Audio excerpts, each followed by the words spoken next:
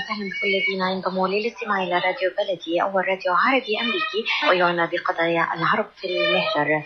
برامجنا في راديو بلدي كل يوم جمعة من 8 وحتى 9 صباحا في بث حي ومباشر عبر WNZK راديو 690 AM. صباح الخير بلدي، صباح الخير لكل مستمعينا. Welcome to Radio Baladi, the first Arab, Middle Eastern, and American simulcast radio show. Radio Baladi is broadcast every Friday morning on WNZK 690 AM from 8 until 9 Eastern Time on Good Morning Michigan. Our call-in number 248-557-3300. And now, stay tuned for the best radio talk show on Arab and American issues.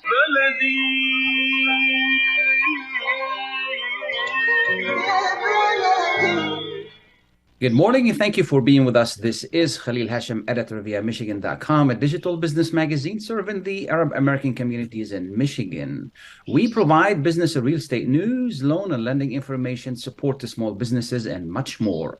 Visit us at Michigan.com. Today is Friday, April 21st, 2023. It's a cool morning with the rain in the forecast, reaching in the mid-50s. Enjoy the day. Today also marks the end of Ramadan, the month of fast for Muslims around the world. Give and take one day or two. You know, some may celebrate today, some may celebrate tomorrow. The celebration, though, is 3 days. And happy Eid to everyone. Eid is a celebration of the end of the fast season. On behalf of US Arab Radio, we wish you the best of time and peace and happiness during this special day. We thank our supporters, sponsors, listeners, supporters, and definitely our loyal listeners. Also, happy Eid to the founder of US Arab Radio, Layla Al-Husni, and the entire US Arab Radio team. We put out a great programming this season, and we thank you all for all your hard work. With us this morning is Samahat Sheikh Mehdi Mardini, and to talk about the day, the month of Ramadan, and the great celebration. Good morning, Imam, and thank you for being with us. Good morning, and peace be with you all. Thank you so much for doing this interview today on this holiday and the day of, festivity and happiness, especially after a long month of fasting. And you know what? It's so amazing this month. You could see all the high holidays happen to be in this month. Wonderful. With our brothers and sisters in the Abrahamic religion, where they have Judaism, Christianity as Easter, and also now as the break fasting of the month of Ramadan, Eid al-Fitr. So it happens in less than 15 days altogether. So I pray that people enjoy the presence of God, and I pray that people will live in peace and tranquility, especially during this high holiday season. For the month of Ramadan, as you all aware, it's a month of goodness and charity. It's a month of education. It's a month that the station of a control and self-righteousness in terms of coming to God and learn how to live together as a human being. The month of Ramadan, we honor it because the revelation of the Constitution to mankind. In it, is a testimony and recognition of all the nations, as God said, "Inna hadihi ummatukum ummatan wahida, wa ana rabbukum fa'budun." So your nation is one nation, and I'm your God, so worship me and serve me and be thankful and grateful for everything that's coming your way. No matter how powerful we can get, but still, we are human. We get tired, sleep, forgetful, and all of that. But here, in the month of Ramadan, God informed us to do righteousness and to be, doing charity and doing all of that. And what we have in terms of, our work, it has to come from the heart. And what it comes from the heart, it brings happiness. And you could feel the happiness is not just only tangible. The happiness is so really holy and sacred. When you feel that you feel with those that are in need, and you feed the hungry, and you help the homeless, and you help those they are oppressed. In this month of Ramadan, it is really the blessing, not just only charity and giving, but also to share with your family, This month is a family month, where every night you sit down with the family and be grateful and thankful and pray to God who favored you with all the blessings that we have in our life. Secondly, in the community, we gathered and we learn and we get to exchange, what we call the common good. And you attend all of these nice festivities and all the events just to have a statement of being together, being united, feeling with each other, helping each other, and also exchange the ideas. And everything you read, as you read in the book, you read the mind of those who wrote the book. In the Quran, God Almighty commands us in the month of Ramadan to learn the self-restraint, and that's not easy. It means that you have to restrain your hand, your tongue, and your mind. And it's not an easy, it's a continuous, really, way of improving yourself socially, that you will be coming together in your behavior, your tongue. And if anybody has a problem with you, or what you say, I'm fasting, that's not easy at all. No, it's not. But now, see, in Ramadan, all of this will happen. And again, we are commanded to do what we call charity of the breakfast, zakat al-fitr. And this has to be before the celebration. Why? Because on the day of celebration, no man, no woman, no children will be feeling hungry, or they are in need. This donation and this sadaqah and this zakat is to feed the hungry people. What we do in that, we have baskets, we give it to the people. We have money to give to the people. We have the, what you call credit card from different stores. We give that to the people to be fed. And tonight, today, we pray and we cry to God the Almighty, because He gave us this opportunity to be forgiven, to live gently, to have the people that we may not contact in years, contact them and check on them and see, especially your family. Your family is number one, because God commands justice and taking care of your relatives and your family. إن الله يأمر بالعدل والإحسان وإيتاء ذي القربى. For this month is the month of kindness. This month is the month that people will live together in peace. This month is the month that we learn our value as a human being. Absolutely. And extend it to our generation to come. Convey this to them. Help them, because nowadays when we sit in the family, everybody is on his phone or her phone. On their cell phone, And they communicate by text. I said, I know. So this month really is a month to bring the families together, to resolve your problem, to have no conflict with anyone. This month is the month of the revelation of the Holy Scriptures. And one thing that I learned during the studies, that all the holy books that God reveals, as we have revealed in this such month of Ramadan, the month of sacredness, the month to teach yourself is self-restraint. For the Eid, please go ahead and have festivity. Let the kids feel it.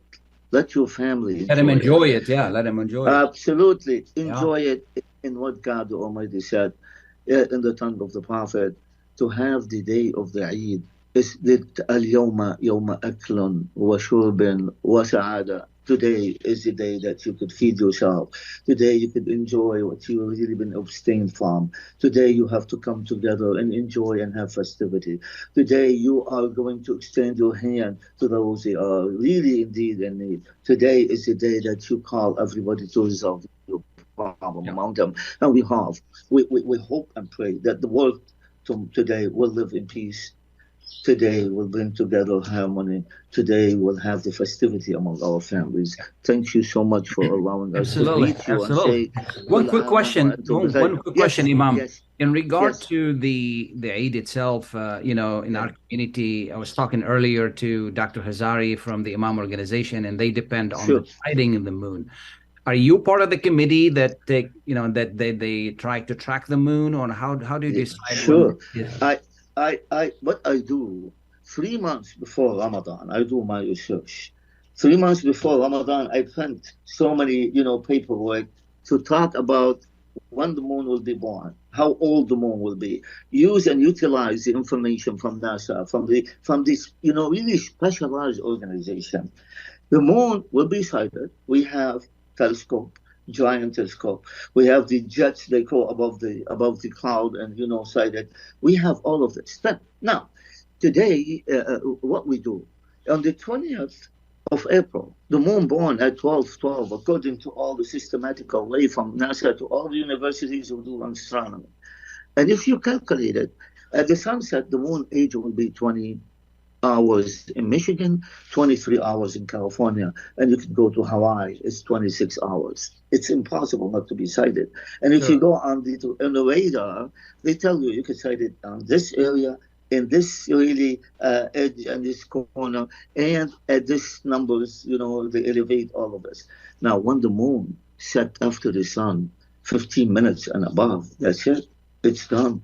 And tomorrow, Friday, which is, it's going to be set at 85 minutes. That's too much. It's age 1 day and more. So, for those they depend on sighting, as the Prophet, peace be upon him, we give them the information and we say, this is where you can sight it, this is the degree, this is where it is, and this is how many minutes that's going to stay. Let me say this. NASA, when they put the sun and the moon, it's going to happen, the eclipse and whatever they say, al-kusuf wal-khusuf. And by the time, by the minute, by the second, we put our glasses and we be out, saying and sighting all of this. Come on. And we have 50,000. Yeah, well, I respect that. I totally respect that. But, also, I cannot tell the engineers and those that are really work in this arena to say, I want to use my glasses to go out and say, hey, come on, you have the facilities, you have the equipment, you have everything. Please, do what you can in terms of, what we have. Yeah. The most important, to be honest, is that the moon is really, God created and God put the system, not me and you. And for more than 25 years now, I do this. Exactly, we are on the dot, zero. When the moon is burning and all of these things happening and everything is great. But I still with those people, they would like to really practice their culture by sighting the moon and be happiness. They have everything, every right they want, and they eat the 3 days. Okay, but I love that tradition. I take my children. We go out there, and it's a beautiful tradition. Specifically the children who are born here. It just a little bit of a connection. We go out there and we try to sight the moon, and of course. Oh yeah. We've seen it only once, but. Well, that's what I'm saying. But you could see it in if you have a relative in California tonight, they will let you know. I could see it from my house in California. I have a house with my kids over there. So over there, they sit on the cliff like that, and they could see it through on the ocean, and they don't need any giant telescope to see it. And that's beside that, we have committees throughout the United States. They will inform us right away on these issues. And for this is for the moon and for the really authenticity of sighting the moon, we go have 3 areas, which is Texas, California, also Florida. Here it's going to be cloudy in this east area. But in the west, it's clear. They have it clear skies. They could sight it, and we already in contact with them. In the Middle East now, Qatar, Saudi Arabia, and whatever, and other countries, they said they sight the moon. They are celebrating. We hope everything is really will be great for the holiday sighting. And all authentically happen and done. And you know what? I look into all what they say is istiqra, and I follow all of this. I follow step by step. When I read it, it is clear to me that the moon is going to burn, and you could see it on this country in particular at this time in particular. So. Alhamdulillah. This is it. And God, the Almighty's system is perfect. Yeah. Imam, happy Eid. God is perfect in terms of happy Eid. Thank you for taking the time to be with us. No problem. And tomorrow is a celebration. I put it for the kids on, here in Dearborn. Yeah. And, after the prayer, they go and enjoy the celebration and the candy and Inshallah. the, cake and all of that. So thank you so much for this. Absolutely. And happy holiday to all of you and to all of your, audience. And we'll wish you to see you next year also and witness the month of Ramadan, Thank you. Month of charity and peace. Thank you so much and happy Eid. Thank you. We're going to take a short break. Please stay tuned. Thank you. Were you recently at the emergency room, urgent care, or at your doctor's office being told you need a hand, wrist, or elbow specialist? At the Katranji Hand Center, we offer the latest techniques in hand, wrist, and elbow care. From sports injuries to work injuries to everyday hand, wrist, and elbow problems, the specialists at Katranji Hand Center are here to get you back on track. Call us in Troy today at 248-869-4263 or visit us at KatranjiHandCenter.com to schedule your appointment today. Ziyad brand. Quality products from our family to yours. Ziyad Brothers Importing offers the finest quality products, including brands like Sultan, Kraft, Nestle, Hook, Rico Picon, Dana, and many more. Ask your retailer to carry these fine products because you deserve the very best. For more information, visit our website at www.ziyad.com. That's www.ziyad.com. Ziyad, quality products from our family to yours. With more than 30,000 successful in vitro fertilizations, IVF Michigan is now ranked as one of America's best fertility clinics according to Newsweek magazine. IVF Michigan fertility centers are the recognized leaders in high-quality fertility care. With locations in Bloomfield Hills and 9 other cities in Michigan and Ohio, IVF has experts in all aspects of the field. A founding member, American board-certified Dr. Nicholas Shama, is one of the leading reproductive endocrinologists in Michigan and Ohio. He has performed over 20,000 successful IVF cases, and it's helped thousands of couples fulfill their dreams of parenthood. When it's time to get personalized care from Dr. Nicholas Shama at one of America's best fertility clinics, call IVF Michigan Fertility Centers in Michigan and Ohio toll-free at 855-952-9600. 855-952-9600. At Top Rehab Physical Therapy Clinic in Dearborn, we provide effective physical therapy sessions in order to limit pain and discomfort. Top Rehab provides physical therapy care for any diagnosis prescribed by a physician, and we regularly see and treat conditions such as stroke, TMJ, fibromyalgia, sciatica, joint pain, and more. We use a variety of pain management methods, including modalities, soft tissue mobilization, and therapeutic exercise. If you're in need of physical rehabilitation or physical therapy, get the highest quality health care at Top Rehab. Most insurance is accepted, and we're open Monday, Wednesday, and Friday 8 to 6, Tuesday and Thursday 8 to 5, and Saturday 10 till 2. Call for an appointment today at 313-846-0555. That's 313-846-0555. Choose Top Rehab Physical Therapy Clinic on Michigan Avenue in Dearborn. Life's too short to be in pain. Welcome back, and thank you for being with us. We're going to continue talking about the Eid and the celebration of the end of Ramadan. And with us this morning is Samahat Sheikh Dr. Mehdi Hazari. Good morning, Sheikh. Good morning. Assalamu alaikum. Alaikum salam. Alaikum. And thank you for being with us. Happy end of Ramadan. This has been really a good journey. The weather has been nice, and we've enjoyed it so far. Dr. Hazari, every year or most years rather, some communities celebrate Ramadan either before other communities a day or two, a day at least, one day, because the month either 29 or 30. And what are your thoughts about this? And then we're going to talk a little bit about the Islamic calendar. Why do we follow it and its significance? Yes, so we know that the months that are assigned, particularly when it comes to religious practice, are going to follow the lunar calendar. Those months are either going to be 29 days or 30 days, as you just mentioned. Now, I think the differences that are going to occur, particularly now as we are at the end of the month of Ramadan, are how do we determine that the next month has started? And I think this is where you will find differences, not only amongst Muslim groups, but even within the sect itself, within specific sects. So whether that is the Ahl Sunnah sect or it is the Shia sect, there are going to be differences, and it all rests on the fact that the interpretation of Islamic law and how you determine the beginning of the next lunar month is going to vary amongst different opinions of what the law is. Absolutely. So we do follow for Islamic purposes, and some Muslim countries do follow the Hijri calendar, and the Hijri calendar is the lunar calendar. How different is that from the Gregorian calendar? Yes, so it's 11 days shorter, and the Hijri calendar essentially is going to move then according to the Gregorian calendar. So what was essentially April 20th or 21st being the day of Eid in 2023, in 2024 will be 11 days earlier, and it will continuously move as the years go on. And so this is just the cycle that we continuously remember. Those of us who have been fasting for many decades know that it has moved from one season to the next.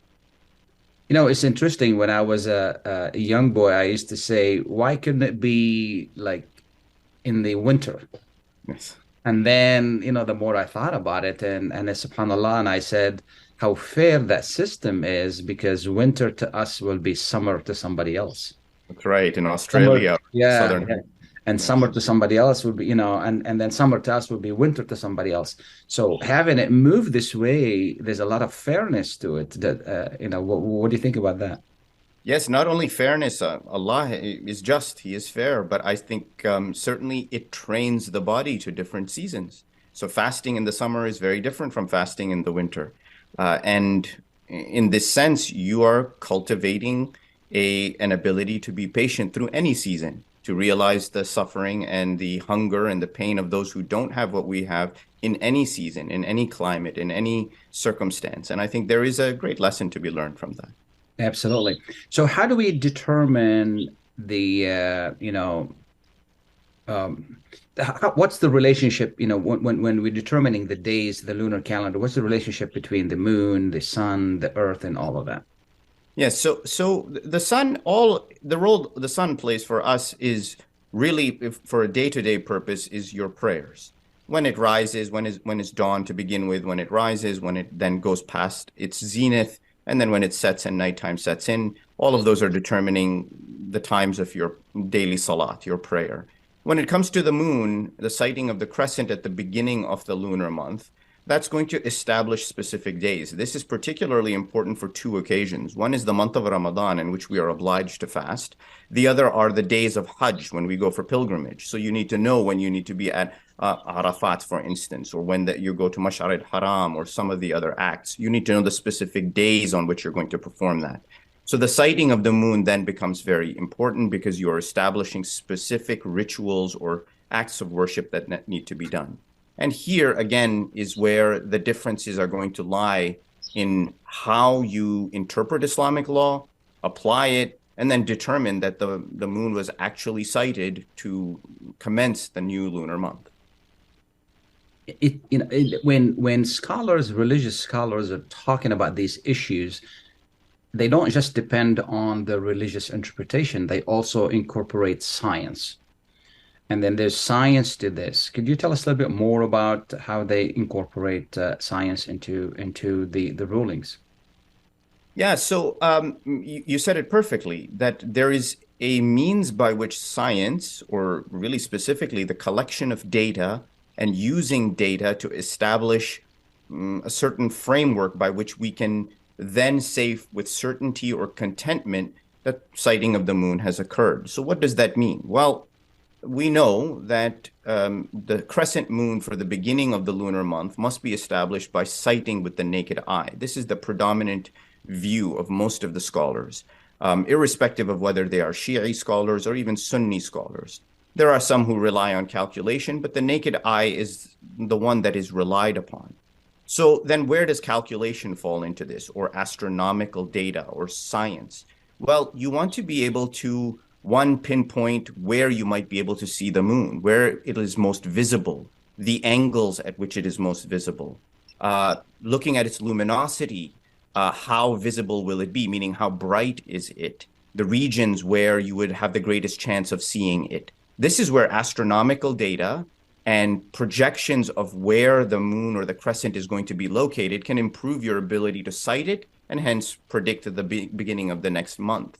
The other thing that we do as the Shia, as the followers of our juristic opinion, is to use the astronomical data to predict the horizons or the parts of the world where even if the moon is not sighted, if it is close enough to an area or a land where the moon was sighted, then certainty can be used or established such that that land in which it was not sighted would also be included as a region in which the month had begun.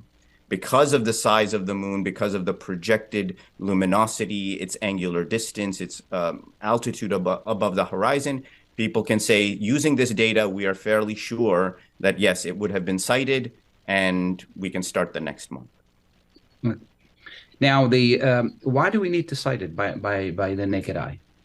Yes, because the Quran mentions this. The Quran mentions in quite detail, and then there are other traditions, authentic traditions that point to the fact that it should be sighted with the naked eye. Now, the beauty of this system is that irrespective of where you are, you can sight the moon. So not everyone has access to binoculars or a telescope or even astronomical calculations. Someone who lives in the wilderness maybe, or is traveling in the desert and doesn't have access to these things, can merely go outside at sunset and look for the moon. This allows it to be an applicable system to any human being without need for professional skills, expertise, or even tools to be able to establish the next month, which is the beauty of Allah's system. Absolutely, which is independence and fairness. Yes, absolutely. And really allowing each human being to be their own pocket or their independent unit to be able to practice religion and not necessarily have to rely on someone else. So the beauty of it is that if they see the crescent moon on their own, they don't have to rely on a jurist or on a scholar or anybody else because they saw it themselves. They can move forward. The next day is Eid for them. Absolutely. You know, the more I think about it sometimes, and I feel the whole idea is to create a believer, not a follower. And a believer is someone who really, because this is an autonomous relationship between us and the Lord. And, you know, being a believer is much higher position than being a follower. You know, some people's like, oh, well, whatever the Sheikh said, I'll do. But you know, it is incumbent on us to really take matters into our hands and participate. I still remember one of my children when we went, because we go sighting every year, even if it's a cloudy, we still go. I want him to learn this tradition because I used to go with my grandfather, and it was so gratifying when I was able one year to see it. I was one of the few. Of course, I was a child, and they said, they were happy for me and they congratulate me, but I didn't count because I was a child. But and one year, one of my children saw, and it was the sighting was. I mean, she still talks about it till today.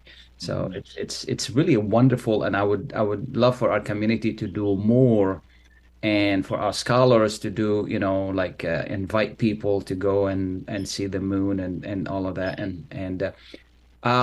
I'd like you to address one thing quickly, if you don't mind, is that this is not an easy decision. There is a committee in North America of scholars who really, you may spend the whole night tonight trying to determine, what if and what if not. Is that correct?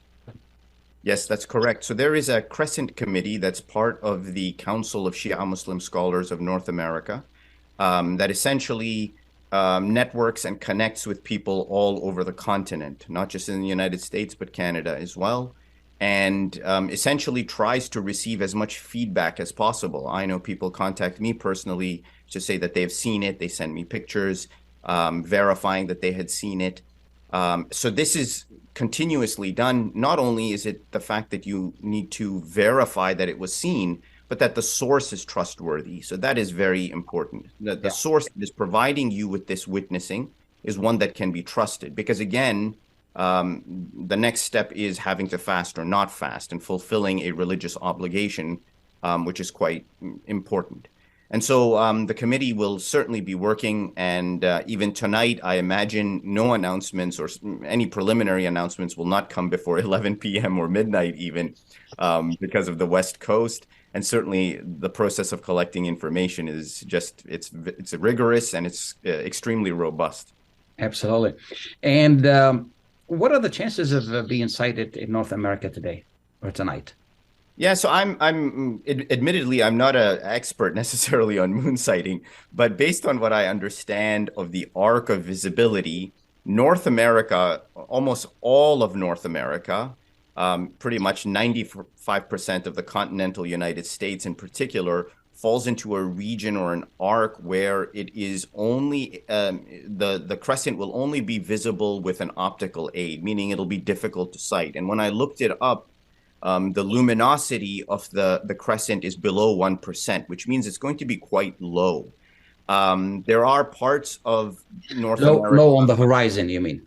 No, the luminosity of it, how bright. Okay. The light in the moon. Yeah. The light of it. That's correct. Yes. So it'll be quite low, below 1%. And usually they say it needs to be somewhere between 2 to 3% for it even to be seen. That's not to say that someone can't see it, because it may be high enough above the horizon where someone will spot it. But these are the details that it's not going to be easily visible without an optical aid. For most of the United States, most of Canada, parts of the northeastern parts of the continent, like New York and the very eastern parts of Canada as well, it will not be sightable at all, they're saying. So it's outside the arc. So that's what the arc is showing. Now, again, until we actually go out and look for it, we won't know, but this is just the astronomical projections. Do we know where to look? Yes. So essentially, people know in what parts of the sky to go up and to look. Usually they recommend that people should go up to altitude. So if you live in an area with hills or mountains, then get up there maybe 10, 15 minutes before the time of sunset and start to examine and start to look.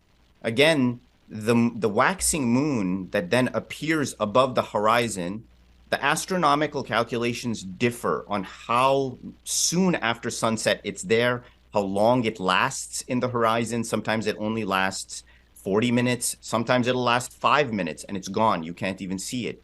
So they say get up early, right near sunset, just before sunset, and start to look and see what you can find. And sometimes you'll catch it. You'll see the faint crescent sitting there, but within a few minutes, it'll be gone, unfortunately. So are there any sources where people can go out there and know where to look instead of start looking all over the, around the sun? Yes, I think there are websites. I am unsure as to specifically which websites provide that information, but NASA, the federal agency, provides this sort of information where you can look, in what part of the sky. There is also a website out of England that allows you to determine the location, approximate location of where the crescent moon will be located based on your geographic position. So if you are in Dearborn, where to look, if you are in New York, where to look, and approximately the angle above the horizon with which you should look. They can suggest to you. Yeah, because I remember when I used to go with my grandfather to a specific town nearby, and they had a window on the third floor, and then they would calculate, the astronomers would calculate where to stand and look. So instead of looking all over the place, you're looking straight forward, and now all you have to do is whether you see it or not, which makes it a lot easier, assuming visibility. The sky is so big. Yeah, and assuming that there are no clouds. Agreed. Yes, absolutely. If there's no obstacles, then that makes it simpler. But then certainly by being able to pinpoint the exact angle and the direction in the sky that you need to be looking, that really makes it much simpler, because then you can focus your attention in that one area. Absolutely. What we're going to do is we're going to take a short break. We'll be right back. Please stay tuned. For an amazing experience at Ishtar Restaurant on 15 Mile Road in Sterling Heights. Enjoy excellent hospitality from owners Ali Al-Baghdadi and Fatty Bonham, serving the best in Mediterranean food. Try Chef Ali Al-Baghdadi's famous shawarma, the best Iraqi grills and food, and the best Arabic and international dishes. Dine in our authentic atmosphere or take out. Call 586-698-2585 or check us out on Facebook. Ishtar Restaurant practices all CDC guidelines guidelines and is open every day 11 a.m. to 10 p.m. Have an amazing experience today at Ishtar Restaurant, 3625 15 Mile Road, Sterling Heights. Life for Relief and Development has now been rated as one of the best charities for humanitarian aid. Life's humanitarian projects span the globe, and Life is celebrating its 30th anniversary of providing essential life-saving aid to people and communities in 36 countries, regardless of race, color, religion, or cultural background. Where there is life, there is hope. And when disaster occurs here or around the world, including being one of the first responders to the Turkey-Syria earthquake crisis, Life for Relief and Development rushes in to provide food, medical aid, and shelter to those in need. We are looking to help the earthquake victims, and we take 0% overhead on emergency donations. So please help improve these efforts. Learn more about our involvement to help the helpless and bring hope where it's needed most, and make your tax-deductible donation to Life for Relief and Development now at lifeusa.org or call 248-424-7493. That's 248-424-7493.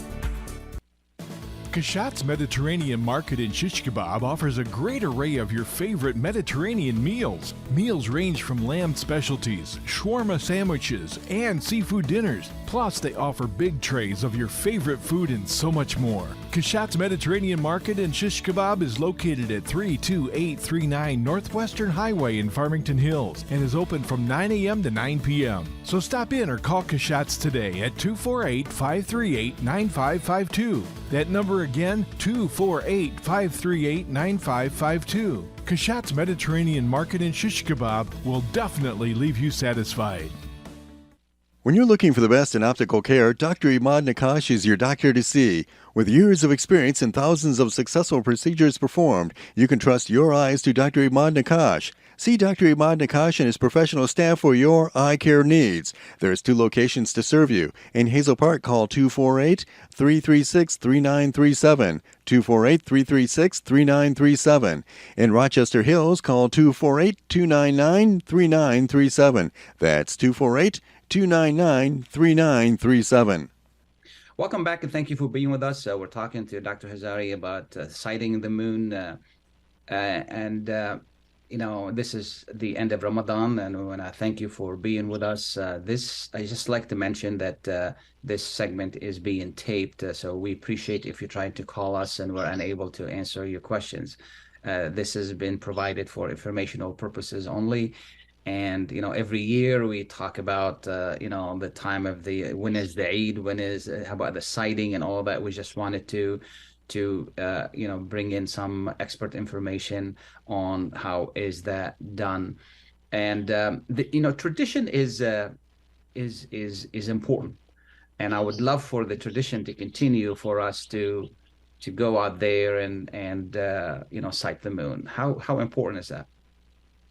Yes, it's the foundation of how we establish the start of the lunar month. And again, it is something that I think in this era with increased dependence on technology, increased dependence on science and the calculation of science, I think the message of Islam is don't forget the basic use of your faculties and the sight, the vision, the skills that Allah has put innately inside of you.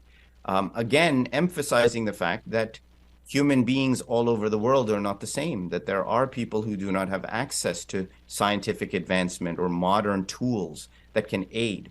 And I think in that there is maybe a sort of humility that stays within us, a connection to our roots, a connection to where we came from. And I don't mean what original country we came from, but the familial sort of tradition, our history, our heritage. And I think that is something that if we keep in our children and keep passing it on, it creates a depth, it creates a beauty inside of us that I hope we can continue to pass from generation to generation. Absolutely. When I look at sometimes at the calendars at the beginning of Ramadan, there are so many of them. Each one is different. Now, these are calculations. Now, does that mean from an astronomy point of view, there are different calculations for the moon and all of that, or is it only like one calculation? Like if I go to NASA, I only find one calculation, or did you study that? So just in my basic study of this, and again, my disclaimer is that I'm not an expert on astronomy or the calculations that are provided, but from my understanding, calculations are going to vary. So astronomical calculations on where the moon may be located in the sky, how bright it is, its distance from the sun, etc., its sightability. I mentioned to you how long the crescent remains in the sky. Some say 4 minutes, some say 10 minutes, some say 40. These are where the calculations are going to differ. And I think that's science. Science is built on a theory of what happens, but in the end, individual scientists or researchers establish their own means of calculating the target or the sort of the phenomenon they're trying to observe. And those calculations vary. Maybe by a few degrees, maybe by a few minutes. And again, it's based on the scientist or the researcher who's established the algorithm to determine it. Absolutely. What I like about it is, when I think about it more, is the fact, the participation, and how important is that. Now, since the calculations can differ, the only thing that can be certain, which is the itma'nan, and that is to see it, or people who are trusted to see it. And that's a huge factor.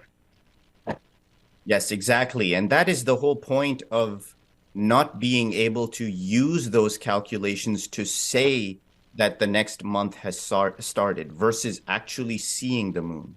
The differences in astronomical calculations are such that a person cannot be content that the moon was actually sighted versus you going and seeing it. A person who's seen the crescent moon, they can tell you what it feels like, that you've actually seen it. It's there. You know it is there. And that creates a feeling inside of you that data and calculations cannot. They're not comparable. And again, aside from the feeling of connection to your heritage and this tradition, this rich tradition that you're carrying on, it creates inside of you certainty that, yes, I saw it, it was there, and the previous month has ended and the new month has started. Absolutely. Is there anything I haven't asked you that people need to know? No, so I would just add this, that I know it causes a great deal of heartburn that sometimes you have Eid falling on 2 days, and it is really not ideal. It is not something that we want necessarily, but it is the world in which we live. Again, because we have experts who are applying so much effort and energy to deriving Islamic law, using the tools that are available as appropriate in Islam, and coming up with an answer. And I think we all just have to be very respectful of each other. We have to be compassionate towards each other, whether fasting or celebrating the day of Eid, and be sort of understanding that this is the circumstance, and do the best with it as we can. Celebrate on 2 days if you have to celebrate. After fasting the previous day, celebrate 2 days of Eid, 3 days of Eid. It is a celebration. Make it momentous. And make of it the best you can, especially for your children, because this is our holiday, this is for us, and it is a source of blessing and just love in the community, which is what it should be. Absolutely. And I love the idea of, sharing with people the idea of respect. We respect different religions, we respect different ideas, and this is time for us to respect what we believe, even in the same small community, and it is between us and the Lord, and we should respect that. Yes, well said. Absolutely. Thank you so much. I really appreciate you taking the time to be with us, and happy Eid to you, and whether you celebrate tomorrow or Saturday. So inshallah we all celebrate tomorrow, but if we do celebrate tomorrow, that'd be 29, not 30. That's correct. It will be 29. Yeah, normally a month is 30, so if we celebrate on Saturday, that means we really fasted a whole month. Yes, alhamdulillah. May Allah accept all of the fasts and all of the worship and fulfill your legitimate needs. Happy Eid to everybody. Thank you so much. Appreciate your. في الشتاء نقضي معظم أوقاتنا في الأماكن المغلقة مع كثير من الناس، سواء كان ذلك لتشجيع الفريق الرياضي المفضل أو الاحتفال مع العائلة والأصدقاء أو السفر لقضاء عطلة بعيدة. ساعد في حماية نفسك وعائلتك والآخرين في المجتمع لتستمتع بشتاء آمن. حافظ على تلقي أحدث جرعة من لقاح كوفيد-19 والإنفلونزا. لمعرفة المزيد يرجى زيارة michigan.gov/COVID-vaccine. رسالة من وزارة الصحة والخدمات الإنسانية في ولاية ميشيغان. يرجى الانتباه إلى أعضاء برنامج ميشيغان ميديكيد وكل المستفيدين من برامج المساعدة الغذائية. قد تؤثر التغييرات التي أجرتها السلطات الفيدرالية على مزايا وتغطية البرامج المقدمة لكم. لمعرفة التغييرات الجديدة وما تعنيه بالنسبة لكم يرجى زيارة michigan.gov/2023 benefit changes michigan.gov/2023 benefit changes. هذا الإعلان برعاية وزارة الصحة والخدمات الإنسانية في ميشيغان ورابطة ميشيغان للمذيعين. Are you going to start a restaurant or a grocery store soon? Do you need floor plans and designs? Call Naji Abood at 734-744-9796. Do you want to buy kitchen and restaurant equipment at discount prices? Call Naji Abood now, 734-744-9796. New Concept Products and Design, the trademark of kitchen equipment. 5% discount on all purchases of $75,000 or more. New Concept Products and Design, new location, 31185 Schoolcraft in Livonia. Learn more at www.newconceptproducts.com. Call Naji Abood, 734-744-9796.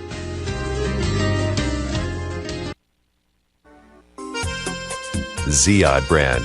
Quality products from our family to yours.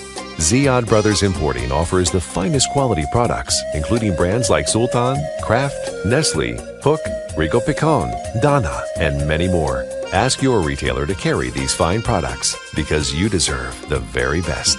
For more information, visit our website at www.ziyad.com. That's www.ziyad.com. Ziyad, quality products from our family to yours. Welcome back and thank you for being with us. We've been talking about the meaning of Ramadan, the meaning of Eid and the celebration, and also the necessity to cite the moon and the science behind it. We've talked to Imam Mardini and Dr. Sheikh Hazari, and tradition is a big part of the celebration. And each, there are Muslims all over the world, and each community has its own tradition. And, I remember growing up in the Middle East, and we had a tradition. We try as much as possible to preserve that tradition for our children here. And with us is Dr. Sara Seyda. And now you're welcome to the show, and thank you for being with us.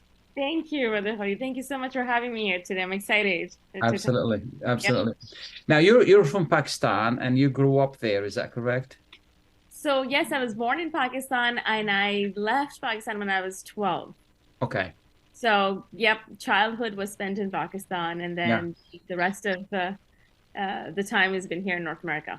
Sure. How different is it, the celebration between Pakistan and here? So, I think the major difference is that in Pakistan, everywhere on the streets, in the shops, malls, anywhere you go, you see lights and you see festivities and you see bangles everywhere. These are bangles. These are bangles that you wear, colorful bangles that we wear. So we see these everywhere on the streets and the shops in Pakistan. And here, of course, we do that in our homes. Yeah. So we try to make it very festive for our children in our homes with lots of lights and, flowers and just colorful stuff. But I think the main difference is that we don't see the same festivity outside. The children are still going to school. We're still going to work the whole month of Ramadan, and it's been really tough on children and the people that are working. We're staying up late, but on the day of Eid, I usually take my kids out of school. They still have to make up the exams they may have missed, or assignments or projects. So I think that's the difference.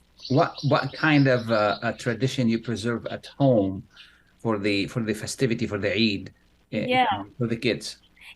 So at home we have this special dish. It's called sheer khurma. It's made out of a very thin spaghetti-like pasta, but very, very thin, and it's cooked in milk and sugar, of course. Okay.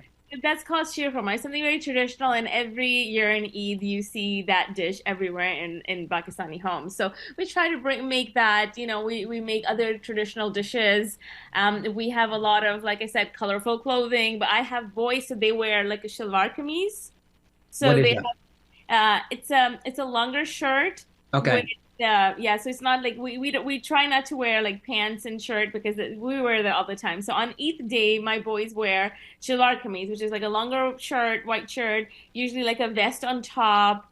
And the ladies, of course, they go all out with all their colors, like I showed you, with the bangles, and they put henna on their hands, and they pull out the colorful jewelry and the clothing. We have so much color in Pakistani culture tradition. Yeah, it's very Pakistan is very rich in its tradition and culture. So I just love the beautiful colors that come out of there. Are you gonna do the henna? Yes, we do it. So tonight we have a function which is called Chandrat, which we do the night before Eid. So inshallah, hopefully, if Eid is tomorrow, we're having that function tonight anyway. So in that function, we have somebody that comes in who's professional at making henna designs. So she'll be putting henna designs on all the ladies and girls and anybody that wants henna designs. Yeah. We'll have lots of flowers. We even make flower bracelets, and I just made them actually for all the girls. So we have flower bracelets, and we're going to be doing that tonight. That's a great tradition. I remember my sisters, they used to do that, the night of the Eid, and my mom, and they do their hair with henna, they do their hands with henna, and it's, the Eid is, when growing up, Eid was one of my favorite days, we could do whatever we wanted, we get money to spend on whatever we wanted. Right. And then fasting, as a kid, fasting the whole month of Ramadan, finally we could eat whatever we want. But our family used to say, don't eat too much because you may get sick. Right. We also have these beautiful envelopes, and they say Eid Mubarak on it, and we put money in it, and we give it to each kid that we see. So we try to carry similar tradition because I really want the children to have that feeling that I had growing up. So we have to put in that extra effort at home and with family and friends to have them feel that. Definitely, I miss the family gathering because, I talk to my mom on WhatsApp and I see the whole family gathering and having dinner together, having lunch together. Yeah. And, but, we miss that. We try to, as much as possible, to preserve that, but it's difficult when your family is not around. Absolutely. Some of the families here that they have their extended family here, they don't feel it as much. Right. As far as sweets, what are some of the popular dishes that you So in terms of sweets, like I mentioned, one of the most popular one is sheer khurma, which is the very, very, very thin spaghetti pasta. Is that like angel hair? Yes, even thinner than angel hair, I would say. So first it's fried with sugar and oil, and then it's mixed in the milk, and then it's cooked for a while with lots of nuts in it. So what's made out of? It's made out of flour? No, so there's milk in it. No. I'm talking about the noodles. The noodles are just pasta made out of. Okay, pasta bake. You can buy them from any of the grocery stores, and then you cook them, and then you put them in a bowl, eat them with a spoon. But that's something that's a tradition that you'll see in every house. And then there's gulab jamun, which is like the round balls, and yes. So they're all talked about those. Yeah, we did. Yeah. There's so many different variety of sweets. We call them mithai. And a little difficult to find them here in Michigan, but if you go to Chicago or Toronto, you'll get any kind of mithai you want because there's a huge Pakistani population there. What is that? Mithai is just it's an Urdu word for sweets. Oh, okay. Have different kinds of sweets. Yeah. Okay. And the different kinds of sweets are difficult to find in Michigan because we don't have that many stores that sell it. But if you go to Toronto or Chicago, you can find, so much variety. But at home, usually we make that sheer khurma dish that I told you, or we make rice pudding. Yeah. That's another thing that's quite popular, rice pudding. Rice pudding for you guys is a little bit different than the standard rice pudding. I think you boil it a little bit longer until the rice dissipates. Yes, that's right. We don't really feel the texture of the rice as much. I think. And cooked, and it's a lot of milk. Very similar though to Arabic rice pudding that I've had, but again, it has its own certain flavor, and we put saffron in it also. Yeah, so that changes flavor a little bit, and a lot of nuts in it. So yeah, that's another dish you'll see in all the homes. My So, mom, my grandmother used to put saffron in rice pudding. She used to boil it quite a bit, yeah. Yeah, she traveled to different part of the to visit the holy shrines, and mixed with a lot of people, and she picked up some of these she used to put pine nuts on top of it. Very Really, nice. really good. Yeah, yeah. Did you So miss that? I'm sure you missed that. oh, I sure do. I sure do. Yeah. I don't eat sweets anymore, but I miss all of that. Yeah. I eat a little bit of sweets, not as much as I Right. used to. Yeah. Right. As we get older, so we'd have to cut back on things. So Absolutely. So yeah, the big thing with us is that we have a lot of friends in the area that also don't have a close family. So sure. our friends have become family. So we do all of these gatherings together, the night before Eid, the Chandrat functions, the Eid functions, and we all try to bring in as much tradition as we can for our children. So That's we, good. yeah, so sometimes we even do gift exchanges, just like how we would do it in Christmas, So we really want our children to feel Eid is, as big as Christmas is here. So we Mhm, bring gifts mhm. for everybody. So we'll have like a mountain full of gifts and, or we'll give money to each other. So we do that. And then for me personally, my family is in Toronto. So I do one day of Eid with all my friends here, and then the next day we go to Toronto. And then we do Okay, okay. another Eid, big Eid with everybody in Toronto. So I got my aunts and uncles and cousins and siblings and parents, everybody, you name it, all of them in Toronto.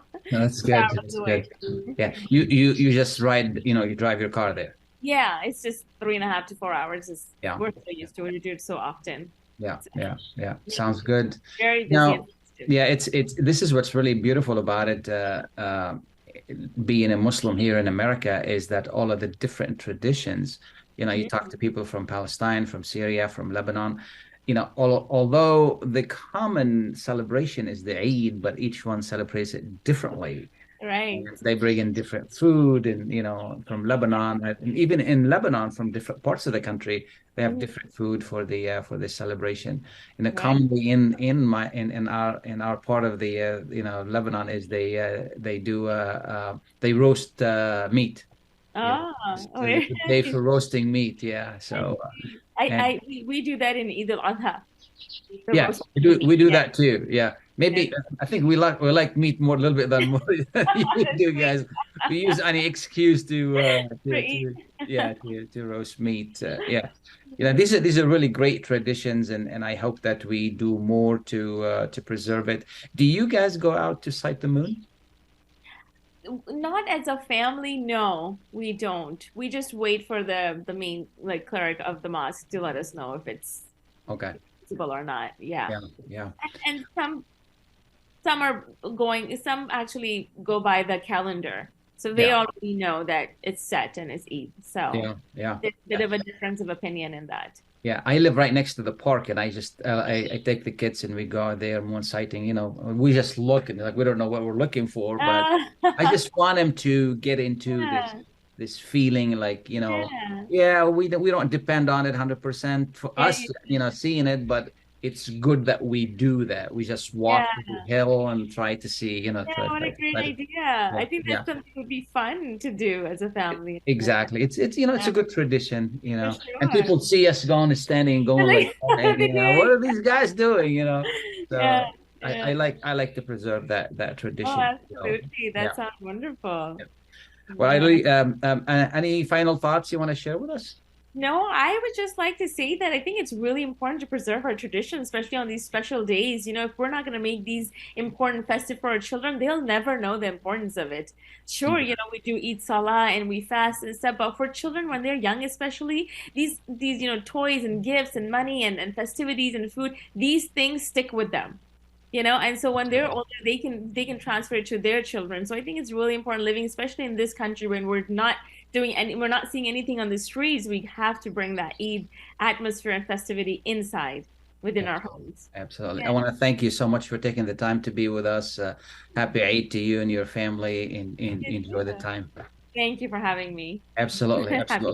And I want to thank our listeners. Thank Imam Mardini for being on the show. Thank Dr. Hazari.